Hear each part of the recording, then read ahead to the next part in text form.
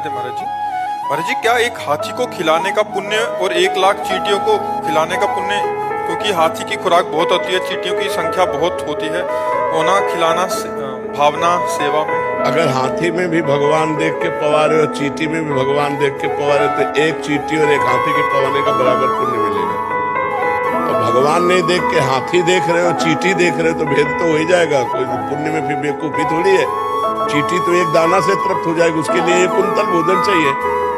दोनों में भगवान देखकर यदि दे रहे हो कि हाथी में भी वही भगवान है और चींटी में वही भगवान, तो पुण्य बराबर। तो हाथी को हाथी देखकर चींटी को चींटी देख के तो पुण्य में घाटा। हाथी के पवाने का हाथी का फल मिलेगा और चींटी के पवाने की चींटी का फल मिलेगा। बात समझ में आ रही है? निर्णायक चतुर है। एक हाथी को खिलाते तो 1 आत्मा को पुण्य मिलता, और 10 लाख चींटी को खिलाते तो 10 लाख आत्मा। हमारी बात नहीं समझे। 10 लाख आत्मा ही नहीं, 10 लाख घड़े रखे हैं और एक सूर्य का प्रतिबिंब पड़ रहा है, तो 10 लाख सूर्य हो गए क्या? तो 10 लाख आत्मा नहीं, आत्मा तो एक है, वो सब में प्रकाशित है। चूंकि अब अज्ञान में है ना, इसलिए समझ नहीं पाते हैं।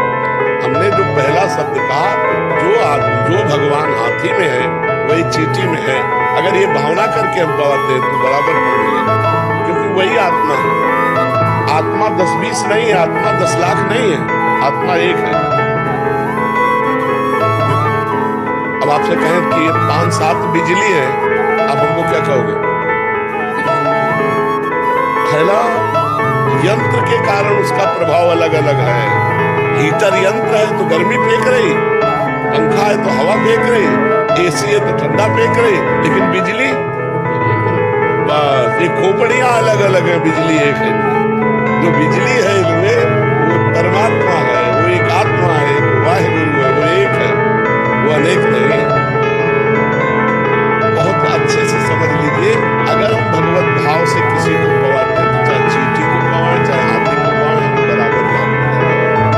चींटी को चींटी मान करके और हाथी को हाथी मान करके, तो फिर आप एक हाथी पवाओ और 2-4 अरब चींटी पवाओ, वो शायद समानता की बात कोई सोच, क्योंकि परिणाम होना वो 1 कुंतल में छकेगा, वो 1 किलो में लाखों में हो जाएगी, नहीं हो जाएगी। और अगर एक चींटी में आत्म तत्व भगवान को देखकर एक हाथी में देख के तो बराबर कर मिलेगा। वो तुम देख के क्या पाते हो, तुम्हारा विषय समझ गए?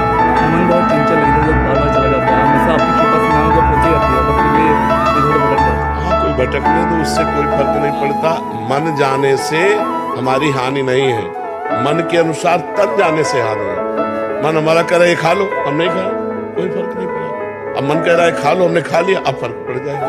तो मन जो कहे तो वो तो कहेगा, उसका स्वभाव है। जब तक भगवत प्राप्ति नहीं हो जाएगी तब तक वो कहेगा। तो मन के कहने के अनुसार हम क्रिया ना करें तो मन से हमारी कोई हानि नहीं है। वो धीरे धीरे आ जाएगा, लाइन में आ जाएगा। खूब नाम जप करते रहो, मन के अनुसार क्रिया कर दी तो फिर नहीं आएगा, फिर तो और भटकना शुरू हो जाएगा। क्रिया को रोकना है मन के अनुसार।